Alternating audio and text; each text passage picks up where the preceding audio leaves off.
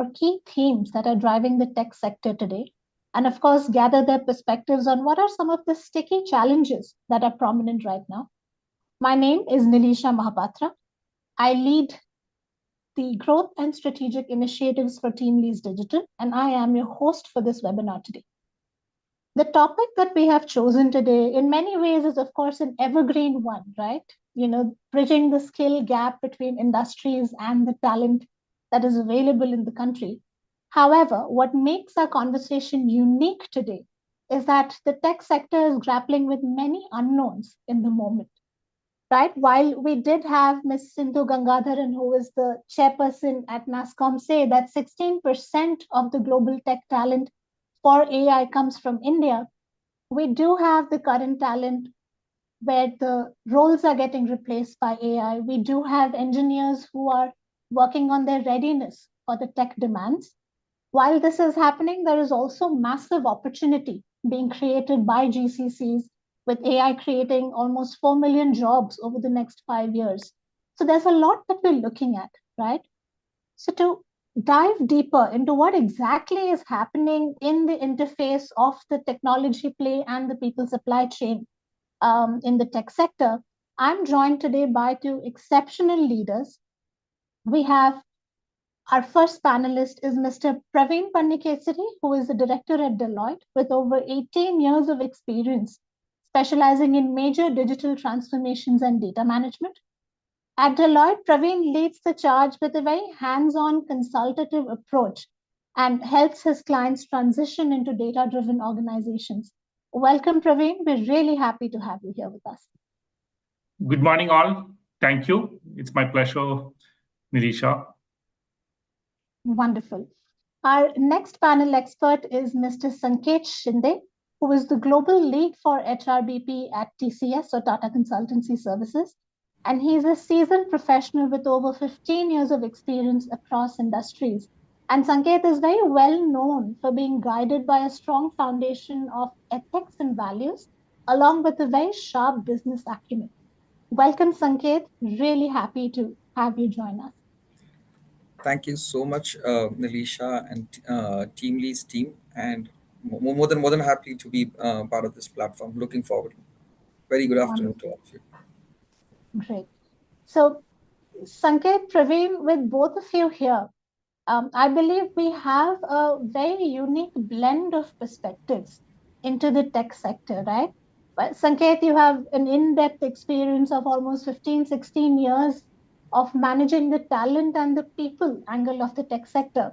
While Praveen, you come with a rich background in development and implementation of core technology, of emerging technology.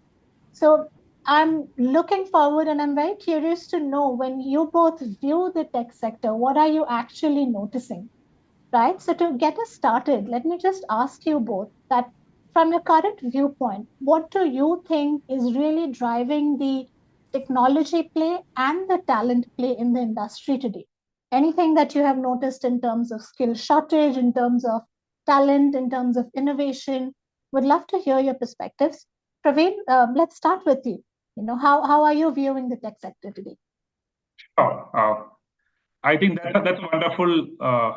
That's a very, I would say, very wonderful thing we have come across as a back office operationally, something which companies use to scale. Think about India as a place to scale the operations, right? And we have evolved from there, right?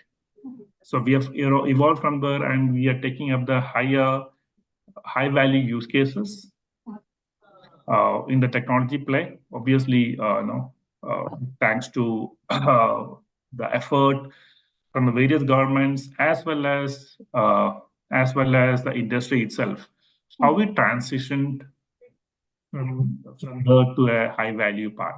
And what we call it as, we started from the basic programming part.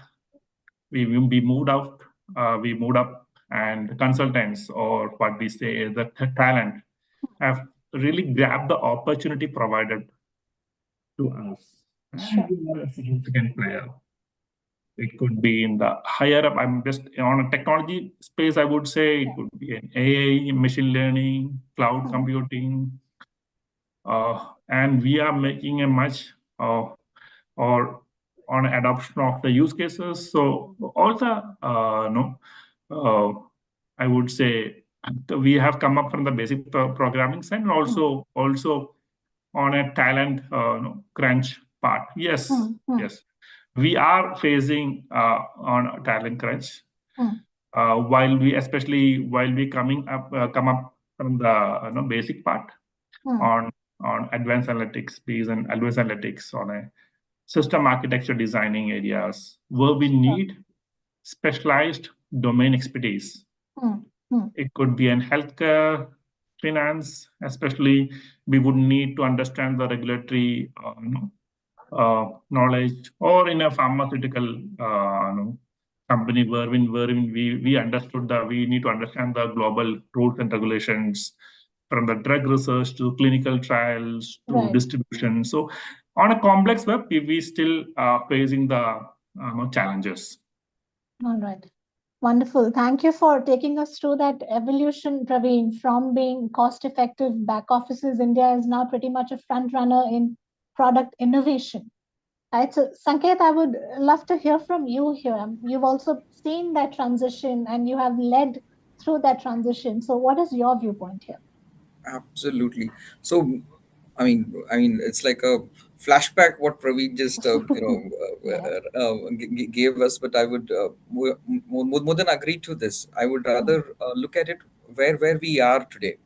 I think as and if when we talk about the Indian tech industry, vis-a-vis one is one who aspires to be part of this industry, and already with we as part of this industry, I think we are very much at a sweet spot wherein a lot of efforts or a lot of the what you can call it the founder members or the so-called the positioning of the industry vis-a-vis the global I would say economies. I would say we are at a very sweet spot. Lot more to achieve, and the juggernaut has just started. I mean, more than started. I would say we are with the pace at which we would. I mean, if you are in the industry or aspire to be here, I think right place, right time, and very much. Lot of things. Of course, there are challenges. Challenges will be there. How do we address it? But uh, let's say when we are at in the leadership roles or things and all, the maturity at which we would be able to address these challenges with the history in the past, the reference points in the past, I think that is where I see the sweet spot, and it is the right place at the right time for sure. A lot of prospects ahead. Wonderful.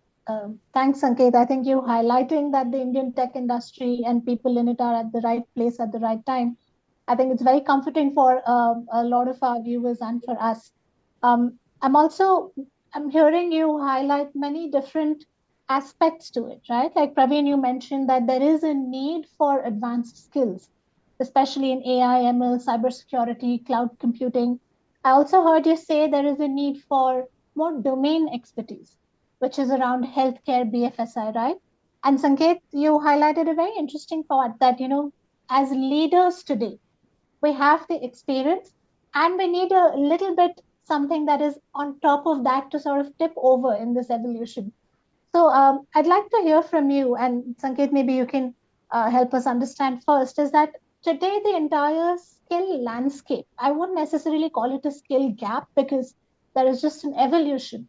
But the skill landscape is asking for three clear things. One is the expertise in technology, right? There is also an ask for the soft skills, the what we call the power skills, the leadership skills, right? And a big part of that is also cultural competence, right? With almost, we're expected to have 1900 GCCs in India by 2025. So there's tech skills, there's soft skills, and then there is the domain expertise, right? So Right. how are you noticing this play out in the talent that you interact with today? Right. I mean, absolutely. So, how I would look at it is typically, I mean, one is of course we can deep dive later in terms of how we would how we can address it, but how it we look at it right now is, yes, there is this gap. I mean, let's I mean, there is let's Name the elephant in the there is an room. elephant in the room. Absolutely. I mean, Yeah. let's not shy away from All um, right. not accepting it. But Sure. the thing is, it goes back to right from having a better, I would say, industry academics connect programs, right? And I would say not only at a student level but at a faculty level, right? I mean, onboarding, because this is a journey. It's not like just the corporates will be are moving ahead with it, but how we really faster embracing this with a little see. I would give you an example. Recently, I was at a campus interview drive. Typically, we like to nudge aspirants in terms of what is that they aspire to be, not only in terms of the CTCs, but typically in terms of technologies, where you want to be in your career. So one thing when I would quote here is in terms of technology aspirations, I think 99% the answer was something in AI/ML. Yeah. So uh, if I was like, I mean, pretty exciting to hear that. But then, okay, then what if not everybody gets in AI/ML? Do we want? I mean, so basically, looking at that, I feel certain. I mean, see, I'll quote Peter Drucker here. So typically, culture eats strategy for breakfast. We need to Yeah. build, those kind of cultures within the organizations wherein uh, tech skills. See, if you look at the typical skill half life, it is shortened, right? And people don't become redundant. I would say it's the skills, right? Absolutely. So a person who doesn't upskill, upgrade himself herself might become redundant, but it's more the skill, and that skill half life is, I would say, significantly reducing. Shorter. Yeah. Right.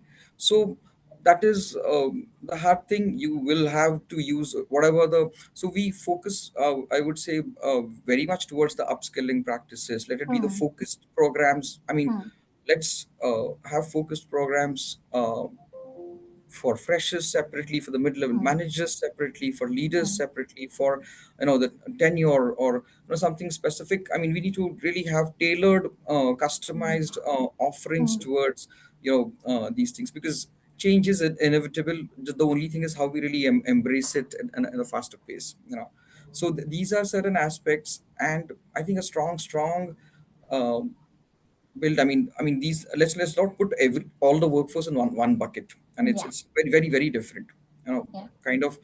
And I would say, when it comes to culture or imbibing those values, uh, that we need to really work towards that, a faster integration towards the fabric. First is that I think we need to ask ourselves, what is our culture? Yeah. Then we can really expect someone to accept and embrace our culture. So those are the nuances, I think, which help. That's all. I Absolutely. mean, these Yeah. things, Alicia, would definitely are important, I feel. Wonderful. I think, Sanket, you're bringing in multiple elements of what is consisting the skill gap today. And what you said is interesting, that everyone wants to go into AI/ML, and we're noticing that in a lot of our freshers, right, who want to pick Absolutely. up the cool jobs because Yeah. AI/ML is cool. And we'll definitely come to the strategies later. Yeah. Praveen, this is where I would want to hear from you, saying, everyone wants to go to AI/ML, but what Sanket is highlighting is that, you don't really have a choice to do one thing. We need a diverse skill set. We need to be better adaptable. We need to be able to communicate cross culturally while building the tech skills. So, Praveen, what's your opinion on this one? That's right. So we expect her talent to join the organization with the strong technical skills. That's the expectation from the organization side. And obviously, when they grow up the ladder, when they progress, they will we expect them to develop the I would say functional or domain expertise, be it depending on the projects they handle, because clients and the exposure they received on that. So obviously, when an engineer with a specialized knowledge in the programming side, and then later in-depth understanding of industries, or they gain it in finance, whether it's healthcare, manufacturing, and from a consulting background. I'm just coming from Sure, that background, for sure. telling that. So we refer over a period of time. We refer and we how do we identify as a great talent? Is that someone with a purple hat? Okay, mm, is what we talk about. Technical proficiency plus domain knowledge. mm. That's a unique combination on a technical and industry-wise expertise. I'm telling from a consulting point of view, Sure. from that background, obviously. And when we take on as a talent, they don't come up only with the soft skills or only the technical skills. Obviously, it may vary Mm, mm, on a mm. consulting background. Sure. We need to work with multiple sectors, Sure. deal with an ambiguity. So we need to navigate the complex challenges, manage the stakeholders, multiple stakeholders. So in that background, yes, soft skills may take a front seat. Mm, Or degree of expectation from the soft skills, is higher in mm, terms of communication, adaptability, or problem solving. Wherein uh, when you work on a product organization, yes, mm, so the expectation might be deep diving into technical problems and mm, make sure this solve on a higher level of precision. So it depends on it varies, but overall, yes. So we cannot say that okay, this talent I'm looking only soft or hard skill or technical skills. It's a combination of that. mm, Degrees may mm, vary, depends upon the industries and the type of job they work on. Absolutely. Um, Thank you for saying what you just said, because in the recent report that we launched, which is the Digital Skills in Salary Primer, actually 57% of our survey respondents said that they're looking at building more soft skills. And after that comes data visualization, data analysis, and ML. So there's a recognition in our talent today that, okay, it's good to have the degree and the certification and the tech skill, but I need to be able to flow with the That's right. industry, And I would right? say when you go to the campus hires, I would say the Mm, great mm, talent, not just only technical part. They have the clarity what they want, and they are clearly articulating on that. Yes, I would. And we also stumbled upon that everyone wants a cool AA jobs. That's and Gen AA and all. But that's keeping apart. But that's a probably good pipeline is very strong. I must say that. sure. Thanks, Praveen. I think you said a phrase, and I'll frame it as a question for Sanket now. Sanket, Praveen is talking about a good hire or a good talent or a great talent, right? Which, of course, from a consulting perspective, might focus on tech, but he also named there is soft skills, there's clarity of thought. From your perspective, as you drive the people initiatives, as you drive the people supply chain at TCS, what, according to you, in today's tech landscape, constitutes of good talent or a good hire? Interesting. This- Absolutely. So this is, I mean, it is. I mean, before we go to any, I mean, that's what I'll put everything from different buckets. One is, of Hmm, course, fresher talent. We need to hmm, look at it in a very different perspective, and the experienced talent in a different hmm. perspective. But at the same time, let's I mean, I'll decode it. Okay, the question and then answer. So Sure, sure. one aspect of the workforce, when typically the energies, new energies, the fresher talent Yeah. getting onboarded, I think definitely we need to see the technical aspects of it. There's a lot of offerings which we can, in a structured way, upskill them. Hmm. At the same time, it's that cycle will continue. I mean, but Right. the elements, I would say, the elements of continuous learning, we all Hmm, should be lifelong learners. hmm, And hmm, hmm. those and skills, technical, I would say, okay, fine. Today, if you talk about the technical skills, I think something like maybe the art of, I'll tell you, maybe the art of really read the code or analyze the code might become more important than really writing a code, because in the Right, future, it's, I mean, the code is going to be written by the machines. right. So uh, in terms of focusing our learning efforts towards these aspects, the software Hmm, aspects, then hmm. second is certain value driven, I would say. um, it's one of the elements, I would say, is Hmm. commitment. And by commitment, let's not confuse it with something like a tenure or loyalty a number of years. But commitment, I would say, why not look at commitment? We all have expectations from the organizations, but we, as I would say, part of the workforce, what is our commitment? I think a commitment towards work excellence, a commitment towards maybe being basically many are these unsaid guidelines, rules. I mean, a lot of things are there in the books, but in the real life what we see is these commitments really take you a long way. Irrespective, there will be challenges, but typically that will help an individual, of course. And I how I put it is, as an individual professional, everybody has their aspirations, goals, objectives. Organizations will have their on.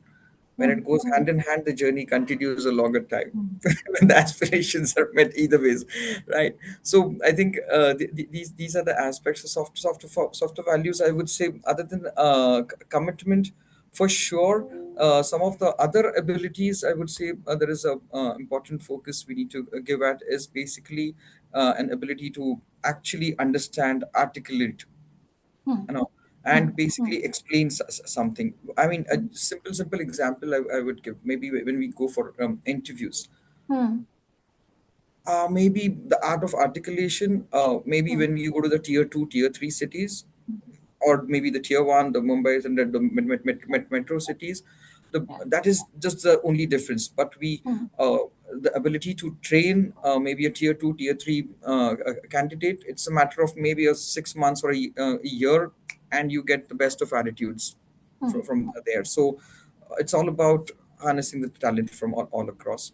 But putting it across, I mean, it's evolving, the upskilling for sure, but these are the core values I would look at for sure. I hope I answered the question. Absolutely. I think, like you said, you did decode it well, because what I'm hearing from both your and Praveen's perspectives is that while there is a tech skill gap, that I think is an evergreen thing. Today it is AI, cybersecurity. In 5 years, it'll look different. So that is possibly partially the job of academia and the upskilling programs to bridge that. But what is more important that's emerging right now is, while there is so much flux in the tech space and the degrees and the certifications needed, it is actually the mindset, the core values, and the attitudes which can help someone succeed, no matter how much the industry is shifting. And I'm also hearing it's a collaboration between organizations and their people, and the onus is not just on one side. True. Right? So, Praveen, would you agree to that? Yeah, that's right. That's right. And obviously, more and more opportunities comes into the play. No, whether it is so obviously we will bring the value. I know the GCC organizations working with blockchain, AML, cybersecurity, or advanced level of part. Yes, but it's not very common. But yeah, it is still catching up with when you say. So a lot of responsibilities are passed on to the GCCs. Right. It's like that's how we grab the opportunity and we prove ourselves. Fair. Thanks for sort of validating on that thought process. Yeah, sure. Actually, now that you've mentioned GCCs, I think I'd just like to switch tracks a little bit and bring to the fore this entire evolution of GCCs in India. And it's become a very critical part of the growth story of India's tech sector, right? Like I mentioned earlier, by 2025, it's estimated that we would have over 1,900 GCCs in the country, with Bangalore and Hyderabad leading the charge on that. So, Praveen, I'd like to hear from you. With GCCs setting up so many units in India, what value do you think the Indian talent landscape, the skill landscape, and the tech landscape is offering, the GCCs are offering to their parent entities? Like, while we do know that there is a certain cost advantage, but there's a lot more that India is at the forerunner for, and is really geared up for that big tipping over into success. So, what do you think is the value that GCCs here are offering their parent entities?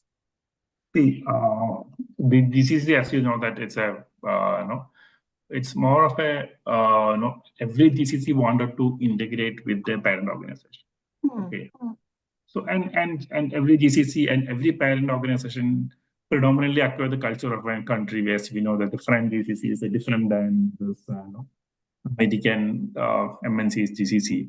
So what they would do is that they would facilitate a regular communication with that on a cross-functional collaboration.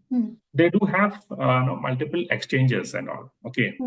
So in terms of value, is that it's more of a we are no longer an offshore center wherein we have a bunch of people working to fix a problem or to program a code. So it's more of a culture. We are pretty much into a culture wherein our team work closely with the GCC counterparts and working in that. I'm not even touching the programming side. It could be a sustainable or ethical business practices, green initiatives, digital transformation, ethical governance, whatever the program is that. I would see that I would see that the GCCs are or the GCCs are contributing to that. Because if I take a personal example, maybe 4 years ago, while we having conversation with GCC, they were talking about, okay, how many resources. It's always a count. Okay, we have X number of resources. We are working on that. This is what it is. And now the conversation revolves around, okay, our team. Our team is co-produced, or our team is taking lead on this initiative, which led to a transformation of the entire global, which led to savings of X percentage, which increase the innovation culture, or we brought this or this product. Most of the engineers, I would say, 80% development took place in India, which they are, and the product they took it and they're trying other countries as well. So that's a conversation, no? So it's again, instead of from the quantity to the quality, and also very articulate about the value they created. I think that's a major part, and it's no longer considered an offshore. It's always a concern. It's a co-creation, and with our cosmopolitan culture, I think that must be one reason. I would say, as you mentioned, Bangalore, Hyderabad, leading the GCCs. It's more of what the culture talent brings. Understand the nuances of the parent organizations, and and basically governance or whatever, we are able to break into the nuances and show our value. Great, Praveen. Thanks for giving us that insight into how the conversation with GCC parent entities have shifted from a headcount to quality. And it really goes back to what Sanket was saying earlier, that it's really about the culture. And that's right. What I'm hearing you say is that while an organization will have its own culture as an entity, I think the advantage today that India has is that the culture of talent is also shifting. So more than doing the problem solving at the back offices, we are thinking differently, we are innovating differently, and that is what is the value that we are offering. And we are not shying away. We are not shying away from the opportunities what we receive. Any challenges, we are always up to the arm and take the responsibilities and all. And I would say almost there are 4,600 positions or senior leaders based out of India. They handle the global roles. They may be based in India, but they handle the global roles. All right. Which, as per the study, I think at least four positions in each GCC, if you take an out of average, which is a significant number, right? Yeah, so that means they are sitting in India handling the global roles. That is one of the. So they knew that power lies with the boss or power lies with the person who is in India. They'll feel more confident to take up the challenge, and it shows that proven on that. And moreover, more responsibilities or more challenges are in technology areas. So obviously, we have that advantage, which is already built by the services organizations or services companies, because the predominant talent is from the IT services company, right? Yeah. That's where the GCCs tap the talent, right? And we are building on that. We have the legacy of the tech expertise that the right. IT product and services have built. Nice. Thanks, Praveen. So, Sanket, in relation to this, I have a question where Praveen highlighted that there are 4,600 leaders who sit out of India but handle global roles, right? And the same would happen for other functions, and even GCCs are setting up new functions in India.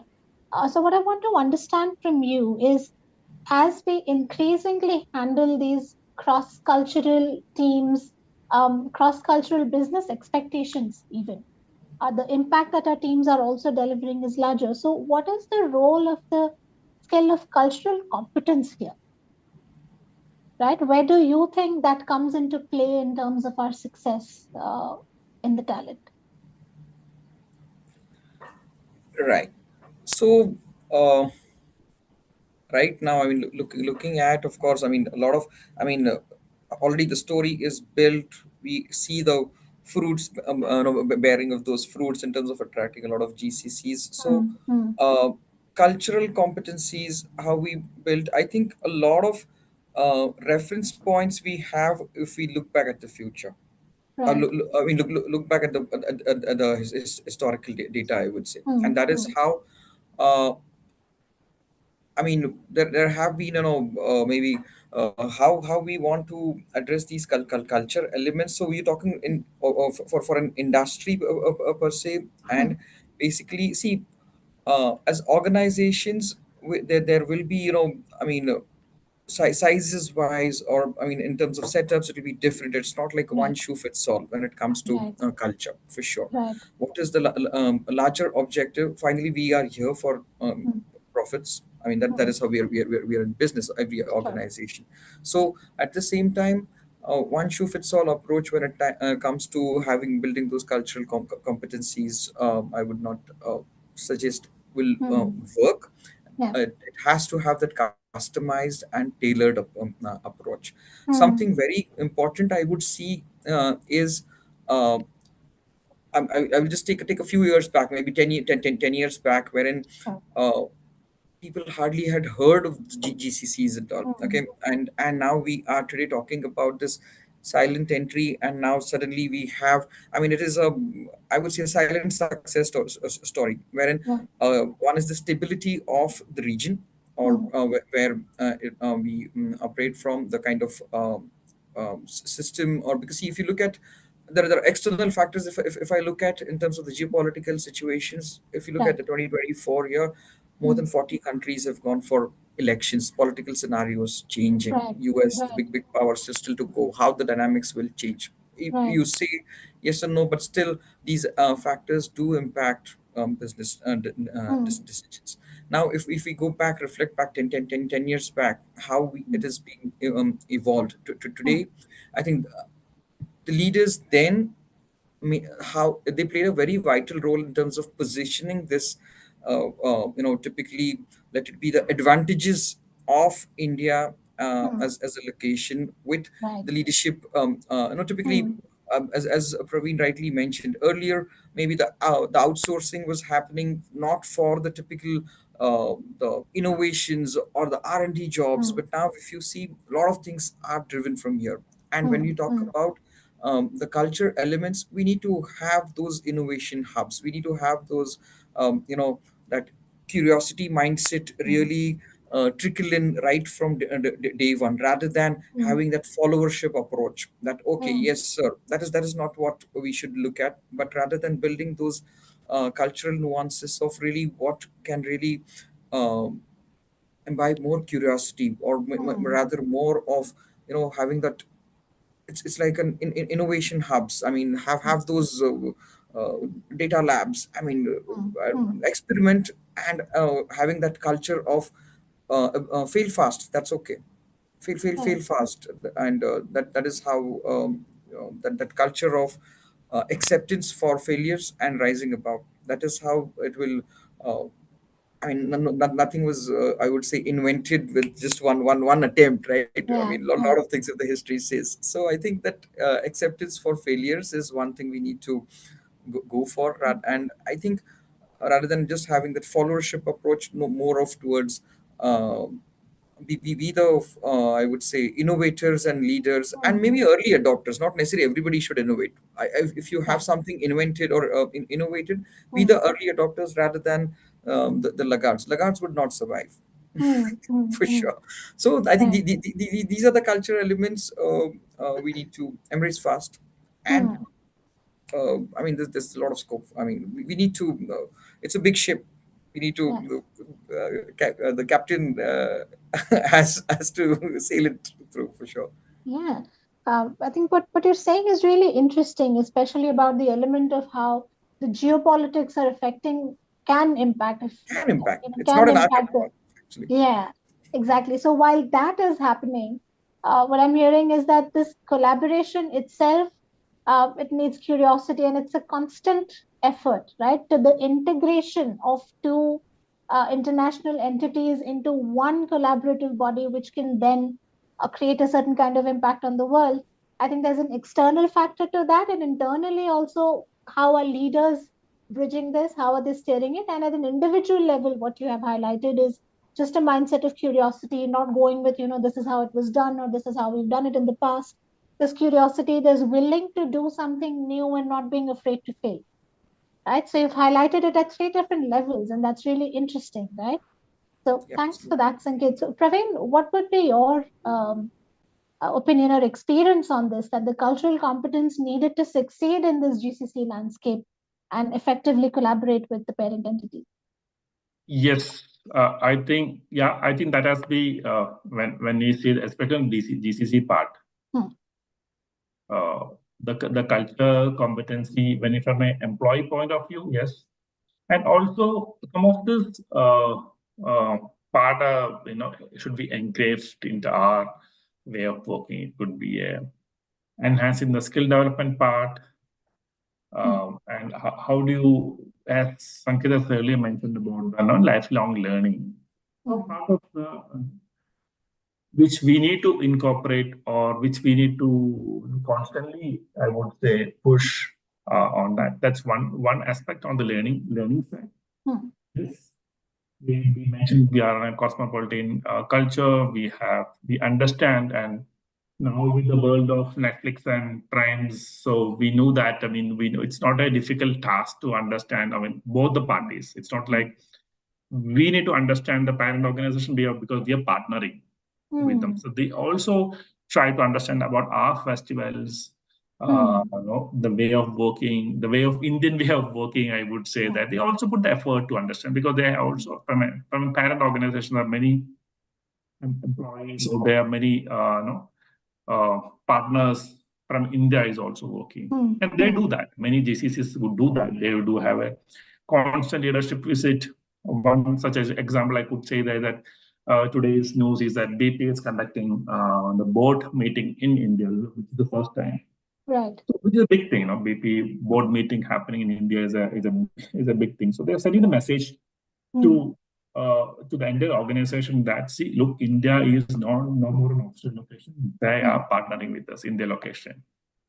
So they have many visits. They have many offsite visit, frequent leadership visits, not just call visits planned across. And also, there are many GCCs who send the employees to the parent organization, so they want to Right. understand what is their challenges, and what is the scenario they are facing, and all. It could be a shop floor, Right. someone located in Germany or any other organization, any other country, I would say that. Hmm. So these visits help to Hmm. foster. And obviously, I think all the organizations, I believe, they have the kind of culture who respect each other, who understand the value of the person brings in. So Sure. that actually connects with this. Sure. I think then curiosity from both sides and a Correct. willingness to actively ensure that there is exchange of the way of working, of mindsets, and finding a midpoint to actually for GCCs to succeed. Right. So I think cultural competence that way then becomes a key skill and even a business advantage when done right, when delivered the right way. Right. That's right. Um, Great. Thanks for that. In the context of GCCs, right, there's something else also that has been a lot in the news, and we found through our research also that um, given that GCCs are tapping talent from IT products and That's services, from startups, they are also paying competitive salaries right, which are possibly higher in the range of 20 to 30% than what their IT services and product counterparts are paying, which means that everyone does want to join GCCs, right?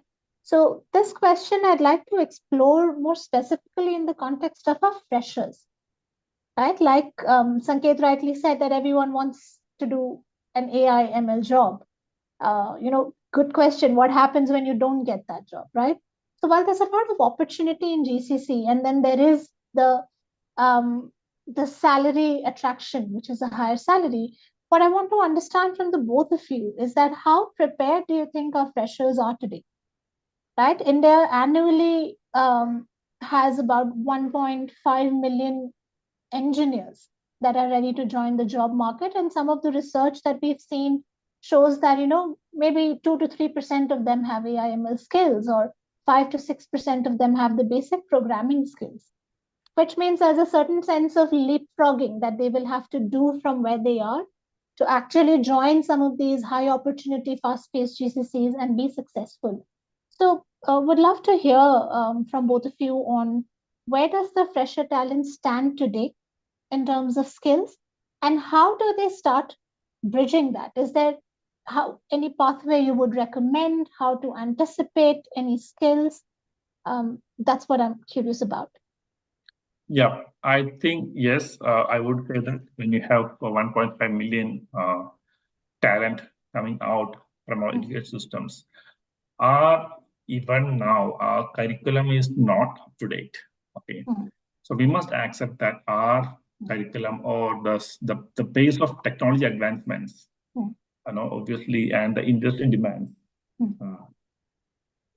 which the rate is going, our curriculum is little, I would say, lagging behind that. Sure. One time, all that. And the team, obviously, so as you said, freshers, they also lack the practical experience. Compared to the freshers outside, they get more. I believe they have got more opportunity to work in an organization, to understand through the some placements and all.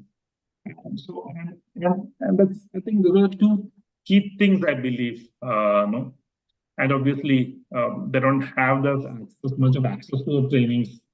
Now, I would say that the last part, I would say the training part, I would say that there's a lot of improvement, because a lot of online website they can able to refer.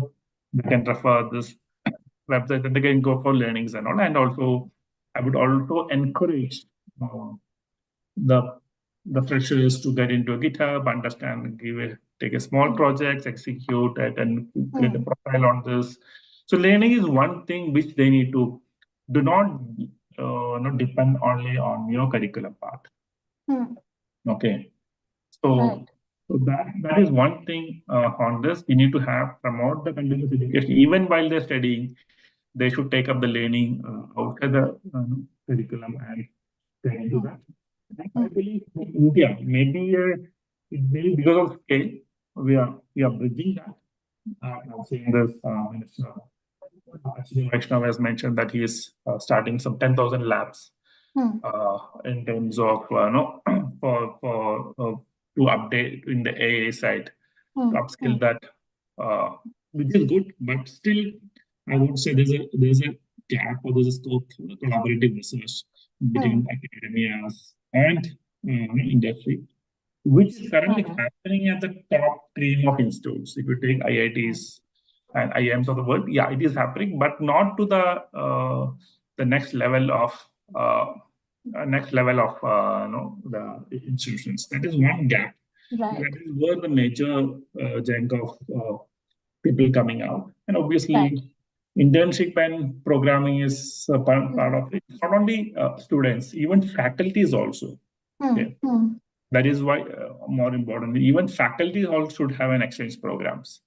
They also should understand how to equip the students, how to train them, or how to equip them to become the workforce for tomorrow. That is more important and all. And obviously the personalized learning paths and all, which they can able to. Sure, Praveen, thanks for highlighting a few key elements. One is bridging the academia gap with internships, with taking up projects as freelancers. Second thing, something you highlighted, which Sanket had also mentioned, is that talent is now moving to tier two, tier three cities, Correct. right? With GCC is setting up shop in these locations. So how does the talent sort of scale up and upskill to match the expectations remains a question. Sanket, I'd love for you to come in here and share your experience. I'm sure you have a lot of field experience with campus hiring and listening to freshers, even from tier two, tier three towns. What do you think our fresher needs to do to prepare better uh, for this entire tech sector revolution? Sure. So let's look at it, from an aspect. Okay, fine. I'll just address the first thing. You also mentioned about GCCs offering more CTCs. Okay, I mean it varies. Of course, I mean we can generalize or the data speaks it, but I mean product companies, services, GCCs. I mean it's a lot. I mean the offerings are pretty different when you talk about the numbers in terms of what is the CTC. But how I would put it across now, I will take you to the I would say when after graduation, Hmm. uh, how what is the employability of that particular fresher in the organization? Anywhere you Hmm. talk GCC services, products, anywhere. Hmm. Can any? I don't think one case wherein immediately just a graduate and employable in terms of the deployed on the live project immediately. I don't think that it has ever happened. Sure. So there Yeah. is that gap, Hmm. right? That completely the transition from campus to corporate. It's not only the Hmm. Hmm. elements of the attitude and all those factors come in, but typically, as Praveen rightly mentioned, yes, there still exists the gap that we need to bridge that gap, right? In terms of having really academic industry programs at a student level, at a faculty level, and all those things. But when you talk about typically freshers, whether taking a decision to go to a GCC or a services or a product, okay, beyond, agreed, money is important, absolutely. But the Yeah. thing is, I have hardly very few times we've come across really genuine questions from the other side of the table asking that what is the career path for me, Hmm. right? What is that? I mean, what kind of a career path? I mean, just don't look at 1 year, 2 years. What is it? Or Yeah. what are the different verticals? What are the different horizontals wherein Hmm. that will enhance? Because the initial few years, if you look at the gap of talent, if you talk about the evolving technologies, if you see Hmm. between, I mean, up to the junior levels, 3 to 7 years, it is training and things and all. But at an experienced level, again, that gap, again, it's a different topic of discussion. We'll have it some other time. But I would Another say webinar for that. Yeah. exactly. But I think what I would nudge is. It's about really what is the career path you want to focus on, and how that organization is can it's a partnership, can Hmm. help build that career, at the Hmm. same time Hmm. achieve the common goals. So I think Hmm. these are the aspects very important for freshers. Hmm.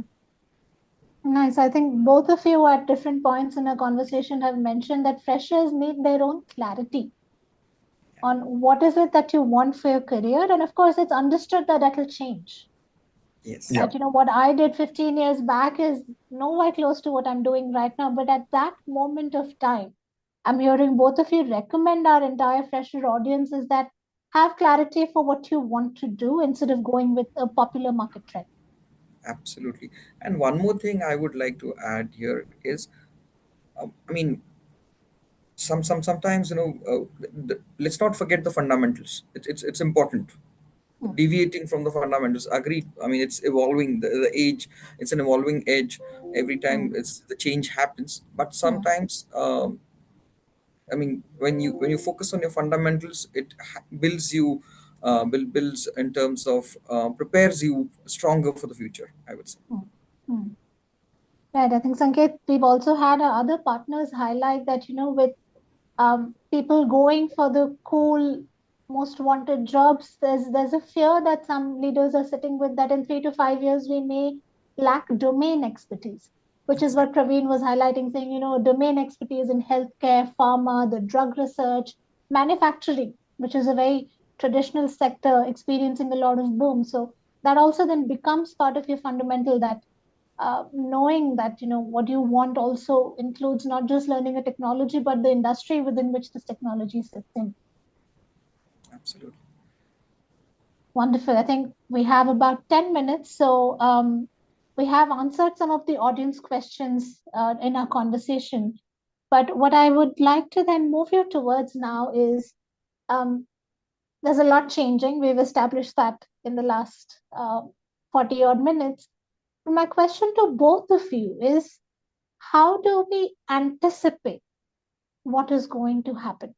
While, of course, we can't be oracles and look into the future and say, this is what's going to happen in 5 years and we need to prepare. But I think there's a certain degree of strategic planning and thinking that is being asked of leaders right now to anticipate trends for talent in technology. So my question to both of you is, how do you anticipate what is going to be the technology play, the talent play, and how do we prepare our people for that? And I know there's no one right answer to that, but good to have your perspectives on that, since both of you lead on those fronts as well. So, yep, this is an interesting one. While we are talking about, it's always related to the India's growing economy. We would say that we are growing at the rate of 7% year on year, and we have a young demographic population which is currently 32, and maybe 20 years down the line, 30 years down the line, we must be 43 by 2015. That's or 44. That must be related to that kind of opportunities what we are getting. Especially we have seen the growth in Europe and Japan. I'm just comparing with that. More senior workforce population. What we've currently seen because of aging population.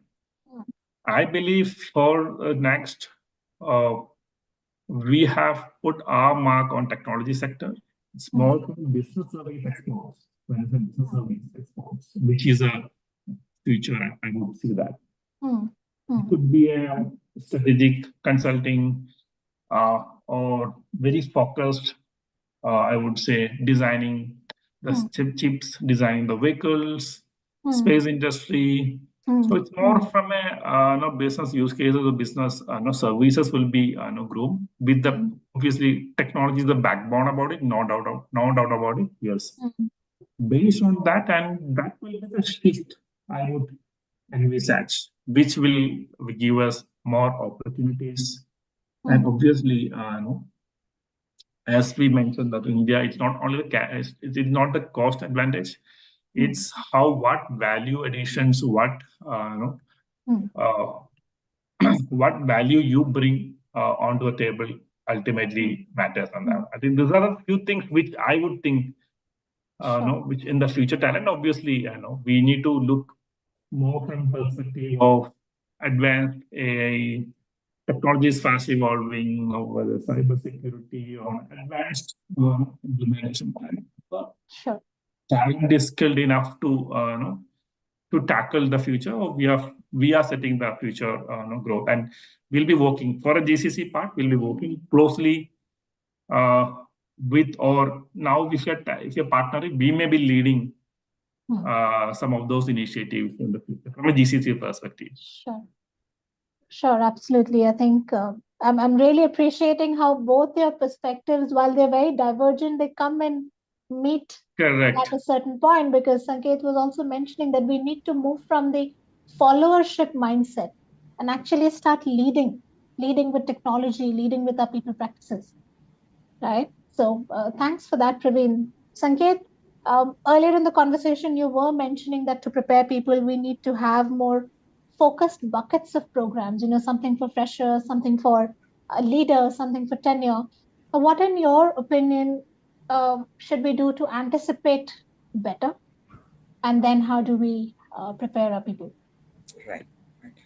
So interesting. So one is to, how I would look at it is to anticipate better. We need to understand our work dynamics. We need to understand our talent economics within. So we are part of an ecosystem, right? So understanding that ecosystem or predicting that ecosystem it can go right wrong. I mean, I would not Yeah. go there. Yeah. Finally, I mean, the advancements of technology, I would say, I mean, more of it is in its application. I mean, predictions Hmm. would happen. Okay. Hmm. So, how I would look at it is understanding our work dynamics. And Hmm. uh, again, I mean, it's a very cliche statement, but one shoe does not fit all. Yeah. So, for sure. So, what is that? You know, in terms of this different buckets, when we talk about, um, see, typically, I would say you talk to a senior level executive. I Hmm. think without a team, nothing moves, right? Hmm. Hmm. So how Hmm. how we really need to focus on developing those uh, teams in terms of that, basically together we do more. I mean, in Hmm. terms of Hmm. having that culture element. Again, I'm Hmm. going back to the cultural Yeah. element. We Yeah. keep going often towards it, but typically integrating it better, Hmm. faster. Hmm. And see, when you talk about the technology and advancement, it is Hmm. always going to happen, and it is going to augment people. It is not going to replace Hmm. people, Hmm. right? Hmm. So when it's going to augment people, uh, we need to predict it, or at least, or to the I would say highest of percentage to predict it better. Hmm. I think it is more important to understand, to be aware what are the Hmm. changes happening around Hmm. it, and don't shy away to quickly adopt to those changes, embrace those changes. I mean, and it comes from the top, I would say. It Hmm. cannot be just, and you have to walk the talk. It just cannot be in the Hmm. boardrooms and just publishing it that these are the changes we need to embrace Hmm. and all. Hmm. And I think, again, the elephant in the room is there is always a resistance to change. How Yeah. we really Yeah. want to overcome that resistance, how we want Yeah. to let it be, maybe storytelling through data analytics, or let it be Hmm. real life experience sharing. But how to really overcome that resistance and move, let's say, it that's what organization sizes would vary. It can be a startup, it can Hmm. be a small setup, GCCs. But Hmm. how we would really move that ship to quickly embrace that change, really Hmm. fight that, I would not say fight, but rather change that resistance into an acceptance, and then Hmm. you move towards it. I think that is how. Hmm. Otherwise, I mean, going back to the fear of AI taking away the jobs, I think I would, if you Hmm. compare this with the typical decades ago computers entering Computers were the so new. workforce, and today you look at it, Yeah. everybody is, it's we are a digital world today. Yeah. So I would say understanding our own workforce, the talent Hmm. economics around it, Hmm. and embracing the change, and really quickly, addressing the resistance. These are the key factors. Hmm. Absolutely. I think from what you're sharing, what I'm gathering is that anticipation equals acceptance. That the sooner you accept that, okay, there is a change, and the sooner we walk the talk is when people can also move with that and actually have that clarity that both of you have been speaking about, because there is a resistance to change, but I'm hearing that is of course the only constant. So walking the talk to make sure that while technology is the backbone of what we are wanting to make happen, it continues to be a partnership between business, between our people teams and our tech teams, to ensure that while change happens, the ground beneath our feet is not falling apart. Right? So I think it's an everyday effort, and there's a certain degree of anticipation that we can do, and the rest, I think we just have to flow. Would that be a fair conclusion to what you both are sharing?